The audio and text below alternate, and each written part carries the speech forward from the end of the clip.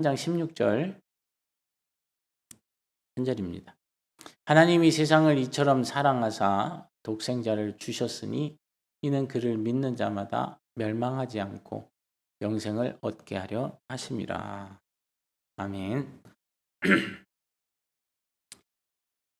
인간의 죄와 사망과 사탄의 노예가 되어서 스스로 구원할 수 없는 그런 상황에 빠졌다라는 것을 우리가 보았습니다.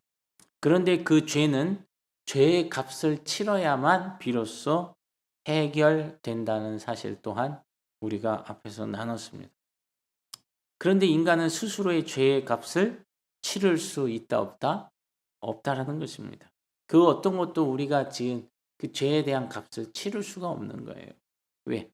생명을 떠났기 때문에 생명이 아니고서는 그 값을 치부를 수가 없는데 그 생명의 가치가 또 다르다는 거죠. 그래서 인간은 그 어떠한 노력으로도 거룩하신 하나님께 이룰 수 없다라는 것을 우리는 보았습니다. 그래서 타락한 인간의 죄의 결과는 결국 사망이다라고 성경은 말씀하고 있습니다. 그런데 죄와 사망과 또 사탄의 노예가 되어 영원한 멸망 가운데 처한 인간을, 그리고 하나님을 대적하고 하나님께 등을 돌린 인간을 하나님은 사랑하셔서 그들을 구원하기 위해 하나님의 아들을 이 땅에 보내셨다라고 오늘 본문에 말씀하고 있습니다. 그래서 오늘 제목이 하나님의 사랑인 겁니다.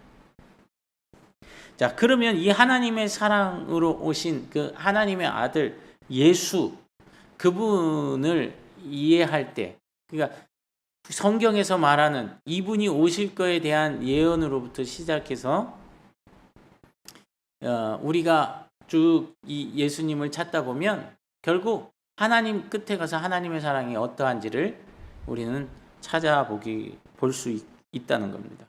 알 수 있다는 것이죠. 자, 그래서 오늘은 그 몇 가지가 있는데 그 중에 첫째 대지에 대한 부분만 오늘 살펴보도록 하겠습니다. 그 첫 번째는 다윗의 씨로 이 땅에 오신 예수님입니다. 그러니까 예수님은 그냥 그 어떤 뭐 신화처럼 이런 게 아니라 다윗의 씨라고 하는, 그래서 왕의 족보라고 하는 것을 가지고, 그래서 누가 그거를 허투를 수 있겠습니까?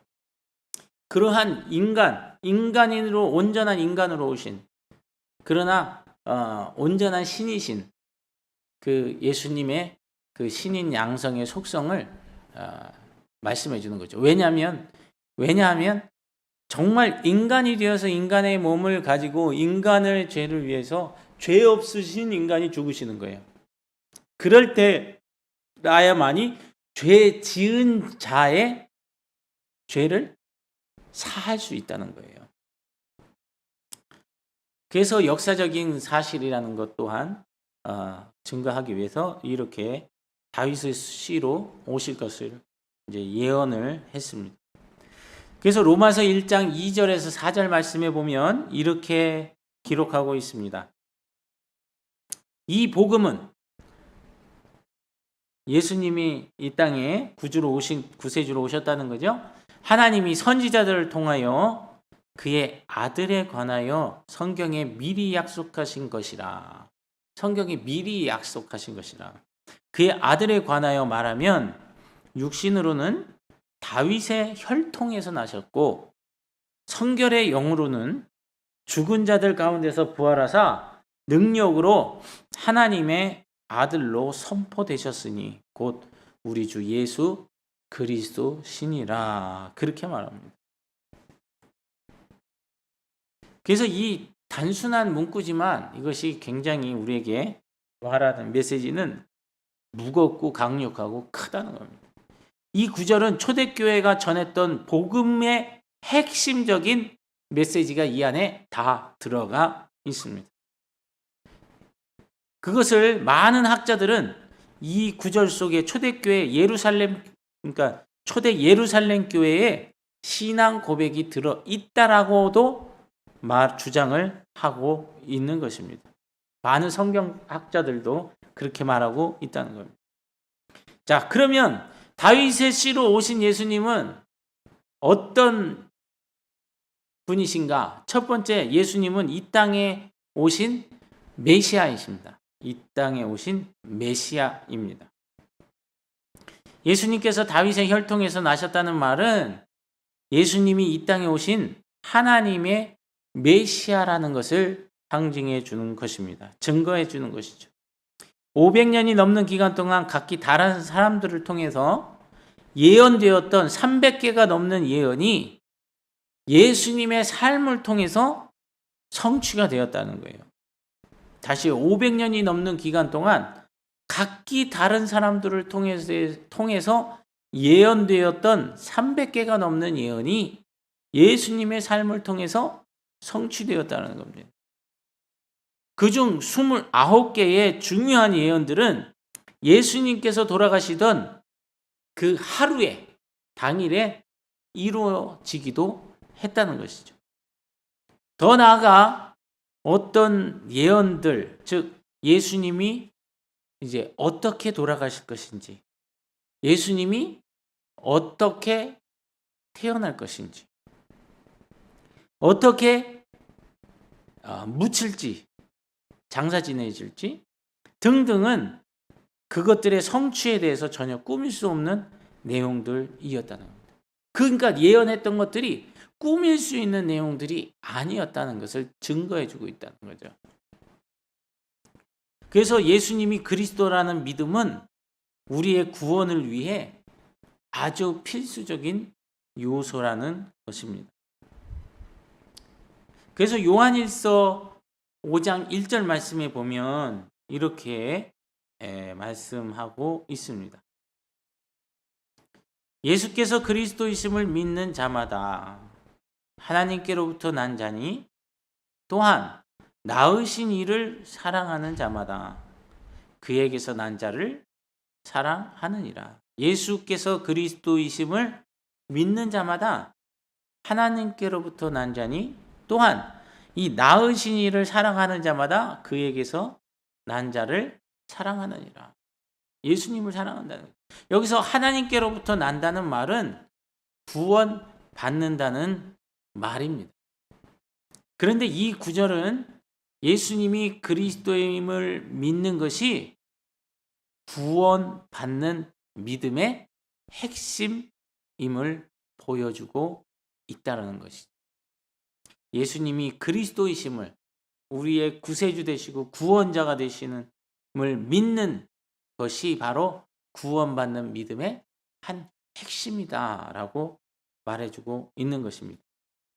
그래서 거듭남은 믿음이 선행되는 거예요. 어떤 자, 거듭나기 위해서는 믿음이 선행되지 않으면 당연히 거듭날 수가 없죠. 그래서 요한일서 2장에 자신의 도덕적인 올바름을 믿는 것이 아니라 그리스도께 믿음을 두어야 한다는 것을 말씀하고 있습니다. 요한일서 2장 29절 말씀에 보면 너희가 그가 의로우신 줄을 알면 의를 행하는 자마다 그에게서 난 줄을 알리라. 그렇게 말합니다. 너희가 그가 의로우신 줄을 알면 의를 행하는 자마다 다 그에게서 나왔다는 거예요. 그래서 예수님이 우리를 사랑하시니 사랑하는 자마다 너희가 내 제자인 줄을 알리라. 예수님도 말씀하셨잖아요. 그 나타나는 그것을 통해서, 그 열매들을 통해서 그를 안다는 거예요. 에베소서 2장 5절에도 보면 이렇게 기록합니다. 허물로 죽은 우리를 그리스도와 함께 살리셨고, 그렇게 말합니다. 그러면서 거기에 너희는 은혜로 구원을 받은 것이라. 명확하게 얘기합니다. 저와 여러분은 어떻게 구원받았어요? 우리의 노력으로? 우리의 선행으로? 우리의 하나님을 기쁘시게 하는 것으로? 어떤 고행으로? 아니요. 은혜로 값없이 구원받았다는 것입니다. 여기에는 재론의 여지가 없고, 그리고 이러한 삶을 사는 것이 그리스도인들의 마땅한 본분이라는 거고 반응이라는 거예요. 그렇다면 은혜로 구원을 받았다면 그들의 삶은 다 뭐예요? 은혜에 의한 삶을 살아야 되는. 근데 그 은혜에 대한 삶을 살지 못하게 막는 것이 뭐예요? 자꾸 환경을 보게 하고 내 감정을 따라가게 하고 누구와 비교하게 하고, 그래서 불안이 엄습하고 갈등이 생기게 하고 시기가 생기게 하고 질투가 생기게 하고 분냄이 생기게 하고 당을 짓는 일이 생기게 하고, 성경에서 말하는 육체에 현저한 일들이 마구마구 발생되도록 만드는, 이런 것들이 생길 때에는 저와 여러분은 내가 은혜로 구원받았다는 그 십자가로 우리가 나아가야 살 수 있는 거예요. 그럴 때 은혜로 구원받은 것을 깨닫는 순간 그 모든 의제들과 그 모든 갈등들과 그 모든 무질서가 일순간에 딱 정리되면서 오직 한 분, 내가 바라봐야 될 그분이 선명하게 보이기 시작합니다. 그럴 때 저와 여러분은 그걸 향해서 달려가야 되는 거죠. 그래서 하나님께서는 영적으로 죽은 자들을 먼저 살리셨고 일으키사 앉히신이라는 이 과정을 거쳐 우리를 구원하셨다라는 겁니다. 그리스도인은 전에 죽은 상태였기 때문에 믿을 수 있으려면 그 전에 먼저 살아나야 한다는.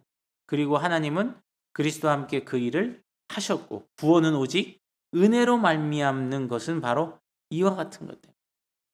은혜로 말미암는 하나님의 은혜. 저와 여러분을 죽으신 예수 그리스도와 함께 같이 우리를 살리셨다고 했죠. 그러니까 예수 그리스도와 함께 죽으면 저와 여러분들은 예수 그리스도와 함께 사는 거예요. 그게 새 생명이에요. 거기 그 새 생명에는 은혜에 의한 삶을 살아갈 수밖에 없는 거예요. 하나님의 아니고서는, 은혜가 아니고서는, 하나님의 사랑이 아니고서는, 하나님의 자원이 아니고서는 그 어떤 것으로도 만족이 될 수 없고, 그 어떤 것으로도 나를 기쁘게 할 수 없고, 그 어떤 것으로도 내게 소망을 줄 수 없다. 이것이 명확한 자는 은혜로 사는 사람. 그게 구원받은 자들의 마땅한 삶인 것입니다. 근데 요즘 보십시오. 어디 그렇습니까? 은혜로 구원받았다는 것은 지식적으로는 알지만 우리의 삶 가운데 그런 일들은 되어지나요? 그렇지 않다는 거예요. 그래서 주일날도 말씀드렸지만 앞에 어떻게 되든, 시작이 어떻게 되든 중간이 어떻게 되든 그 치열한 과정이 어떻게 되든 간에 결론을 예수님 안에서 낸다면, 결론을 예수 그리스도로 맺을 수 있다면 저와 여러분은 하나님 앞에 되짓거나 구원받은 자로서의 마땅한 삶들을 벗어나서 살지는 않을 것이라는 겁니다. 참 어처구니가 없는 일일지라도 다 예수님 안에서 결론을 내실 수 있기를 바랍니다. 그래서 예수님은 이 땅에 오신 다윗의 씨로 오신 메시아라는 사실을 우리가 봤죠. 또 하나는 예수님은 다윗에게 주신 언약의 성취자로 오신 메시아입니다. 언약의 성취자로 오신 메시아다. 예수님이 다윗의 씨에서 나셨다는 말은 예수님이 다윗에게 주신 언약의 성취자로 오신 분이라는 말인 것입니다. 그래서 로마서 1장 3절의 배경에는 사무엘하 7장에 나오는 하나님께서 다윗에게 주셨던 그 언약이 그 안에 있다는 겁니다. 그러니까 로마서 1장 3절 그 배경, 그 말 속에는, 배경에는 구약 사무엘하 7장의 그 다윗에게 주신 언약이 배경에 이렇게 배경자락으로 깔려 있다는 거예요. 그래서 이 언약은 다윗 왕조에게 주신 그 언약의 근간을 두고 있다는 거예요. 기초하고 있다는 겁니다. 이 언약이 시내산에서 이스라엘과 세운 하나님의 언약을 대체하는 것이죠. 여기에 대해서 어느 성경학자는 이렇게 말합니다. 이 언약은 다윗 왕조에 관한 신학적인 헌장과도 같은 것이다. 이 언약으로 인하여 다윗은 하나님의 아들이 되고 하나님은 야훼는 다윗의 하나님이 된다. 이스라엘에게 적용되었던 아들이라는 용어는 다윗에게 적용된다. 그리하여 다윗 언약은 이스라엘과 맺었던 시내산 언약의 구조에 놓이게 된다. 야훼와 이스라엘이 맺었던 모세 언약은 이제 야훼와 다윗의 언약으로 변경되면서 다윗 왕조는 이스라엘을 짊어지게 된다. 이스라엘의 운명은 다윗 왕조의 운명과 동일시 된다. 그렇게 말합니다. 좀 어려운 말인데 여기 그 언약에 보면 다윗의 씨에 대한 언급이 나오고 있습니다. 그래서 우리말 성경에는 다윗의 이것을 혈통이다 이렇게 번역을 하는 거죠. 씨라는 것은 혈통이라는 것으로 번역이 된 단어인데 원어는 사실은 씨라고 되어 있는 거예요. 씨. 혈통보다 씨라고. 이 말은 예수님이 하나님께서 사무엘하 7장에서 다윗에게 주신 그 언약을 성취하러 오신 바로 그 메시아가 예수님이라는 겁니다. 그러니까 구약과 신약을 통틀어서 이 얘기를 하고 있는 거죠. 이분이 그 사무엘하 7장을 배경으로 해서 거기에서 하나님이 말씀하셨던 그 언약을 이룰 메시아가 바로 이 예수님이라는 걸 증명하고 있습니다. 그래서 예수님을 통해 세워진 신약의 교회가 여기서 말하는 소위 새 이스라엘이다 이렇게 말하고 있는 것입니다. 그렇기 때문에 우리가 여러 가지 문제와 아픔과 뭐 여러 가지 복잡한 것과 막 또 굉장히 많더라고요. 많은데 중요한 교회가 많은데 그럼에도 불구하고 문제도 많고 탈도 많고 말도 많고 그런데도 불구하고 교회가 존재해야 되는 이유는 이렇게 하나님께서 어떤 하나님의 나라로 그리고 하나님의 백성들을 세워서 이 땅 가운데 도래하실 때 그 하나님의 놀라운 통로가 축복의 통로가 되는 것이 바로 교회이기 때문에 바로 이 새 이스라엘 신약의 교회이기 때문에 저희들은 그 가운데 속에서도 탕류에 휩싸이지 않고 반석 위에 서 있어야 되는 교회들이 존재해야 된다는 거죠. 그래서 지금은 뭐 여러 가지가 있겠죠. 복식 알곡을 맺는 그런 것도 있고 가라지가 있는 교회들도 있고 여러 가지가 있겠지만 어찌되었던 그 가운데 속에서도 추수할 때가 되면 거기서 거두어진다는 겁니다. 그래서 저와 여러분이 오늘 그 하나님의 사랑에 대해서 우리가 알기 위해서는 첫 번째 먼저 선제되는 것이 뭐냐니까 다윗의 씨로 오신 예수님. 이 언약의 하나님의 말씀, 언약의 말씀을 이루시기 위해서 오신 예수님은 이 땅에 오신 메시아이셨고 언약의 성취자로 오신 메시아라는 것을 우리가 살펴보았습니다. 결국 저와 여러분 그 타락 이후에 하나님의 그 우리를 향하신 놀라운 사랑과 그 계획. 그래서 가히 이 사단도 예측할 수 없는 그런 하나님의 계획을 가지시고 우리를 그리스도와 함께 살리셨다. 어떤 그리스도? 언약의 성취자. 이 땅에 오신 메시아를 통하여서 우리를 살리시고 그 은혜로 구원받게 하셨다는 사실입니다. 바로 이것만 보더라도 저와 여러분의 처지가 인식이 된다면, 하나님의 관점으로 나를 비춰본 그 모습이 보여진다면, 그렇다면 저와 여러분은 은혜 없이 살 수 없는, 또 그 은혜 안에 거하기를 갈망할 수밖에 없는 그런 저와 여러분의 반응이 나타나는 거죠. 그럴 때 은혜에 의한 삶, 그리고 하나님께서 주도권을 가지시고 행하시는 삶, 하나님과 동행하는 삶 등등이 가능하다는 거예요. 그 말들이 좀 표현들이 다르지만 거의 같은 맥락에서의 의미들입니다. 그러니 하나님의 자원으로 사는 삶이 안 될 수가 없어요. 그분 없이는 아무것도 안 되는. 저와 여러분이 살아가시면서 그분 없이도 되어질 것이 많아진다. 하나님 없이, 예수님 없이, 뭐 은혜 없이, 믿음 없이 되는 일들이 많아진다. 자꾸 하고 싶어진다 할 때는 뭔가 문제가 생기는 거예요. 생기기 시작한 전조예요, 전조. 그럴 때는 빨리 돌이키셔야 돼요. 그래서 저와 여러분 이렇게 다윗의 씨로 이 땅에 오신 예수님, 그분의 은혜로 인한 구원을 감사하시면서 그 구원 안에 담겨진 하나님의 그 놀라운 사랑을 경험하며 사는 저와 여러분 되시기를 예수님의 이름으로 축복합니다. 두 번째, 세 번째 챕터는 다음 주에 하도록 하겠습니다. 기도하겠습니다.